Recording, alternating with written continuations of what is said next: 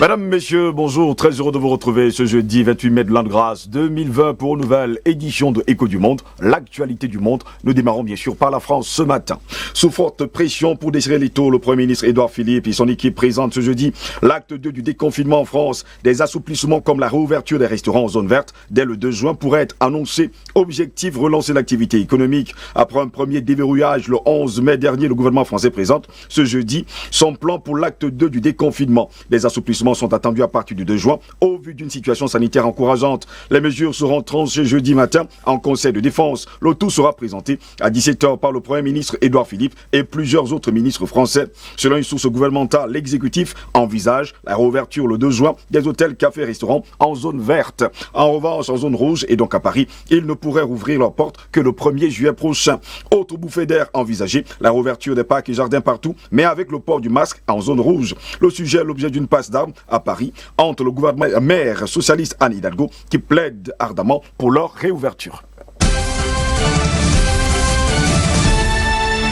Reprise progressive du trafic aérien en Grèce, cela passe par l'application de mesures sanitaires strictes. Reportage d'ailleurs que nous vous présentons ce matin. Le trafic aérien a partiellement repris en Grèce. Les vols intérieurs sont assurés. Quelques liaisons en Europe. Pour autant, les passagers sont encore peu nombreux. À l'aéroport d'Athènes, les règles sanitaires sont très strictes. Port du masque obligatoire et enregistrement des bagages sur des bornes numériques. Comme tous les lieux publics, les aéroports ont dû s'adapter aux règles sanitaires en installant, par exemple, des distributeurs de gel hydroalcoolique ou en modifiant les espaces d'attente. Les parents et les amis des voyageurs doivent s'arrêter à l'extérieur. Ils n'ont plus le droit d'entrer dans les halls de l'aéroport. Le but est d'éviter les regroupements dans l'enceinte de l'aéroport. À l'intérieur, des agents sont dédiés à l'assistance des passagers en cas de besoin. Les compagnies sont aussi et ont également des obligations de remplir comme désinfecter les appareils avant chaque voyage.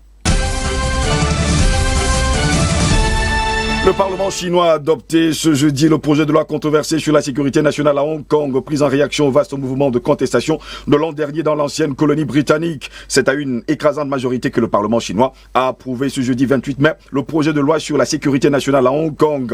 L'Assemblée populaire nationale a validé par 2878 voix pour, 1 contre et 6 abstentions la décision de charger son comité permanent de rédiger cette loi destinée à lutter à Hong Kong contre les activités sécessionnistes, subversives et terroristes, ainsi que contre les ingérences étrangères. L'annonce de son adoption a provoqué un tonnerre d'applaudissements. Le vote donne mandat au comité permanent de l'ANP pour rédiger un projet de loi qui sera incorporé dans la mini-constitution de Hong Kong, contournant ainsi le vote du conseil législatif local. Le Covid-19 ferait son retour en force en Corée du Sud alors qu'elle se sortait si bien de la pandémie qu'il avait secoué parmi les premiers pays dans le monde après la Chine. Le constat des autorités sanitaires semble malheureusement le montrer. Ce jeudi marque la plus forte hausse de nouveaux cas d'infection depuis le 5 avril dernier, soit presque 2 mois. Ainsi, 79 nouvelles contaminations viennent d'être recensées en 24 heures, ce qui porte le dernier bilan des cas enregistrés dans le pays à 11 344. La majorité provient de la vaste et très densément peuplée zone métropolitaine de la capitale, Séoul. Le foyer principal est né dans un entrepôt d'une société de commerce en ligne, la firme Coupang, qui est implantée à Bucheon, à l'ouest de Séoul. En effet, 69 des 79 personnes qui ont contracté le nouveau coronavirus travaillent ou sont passés récemment dans les locaux de l'entreprise, selon les données fournies par les centres coréens pour le contrôle et la prévention des maladies. Et cela peut légitimement affoler les services sud-coréens de santé, puisque près de 4100 employés fréquentent quotidiennement les bâtiments suspects. Ils ont tous été placés en quatorzaine, sans exception. 80% d'entre eux ont déjà été testés, a informé d'ailleurs le vice-ministre de la Santé, Kim Gang-lip. On ne sait pas encore précisément quand les résultats seront dévoilés.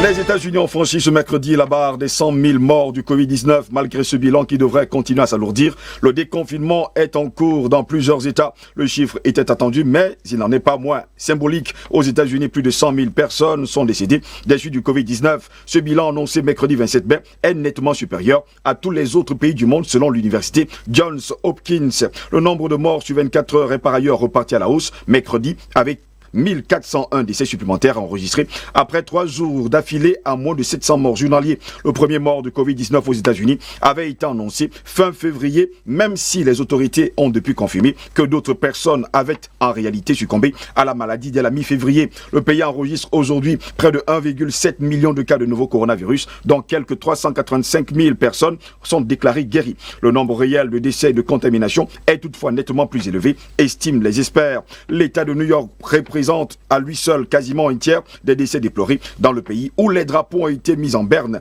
durant 3 jours le week-end dernier pour rendre hommage aux victimes. Voilà, mesdames, messieurs, c'est ici que s'achève cette autre édition de Écho du Monde. Merci de nous avoir suivis. Rendez-vous est pris pour demain. Restez sur DBS. L'information est en continu sur notre chaîne. Bonne journée. Au revoir.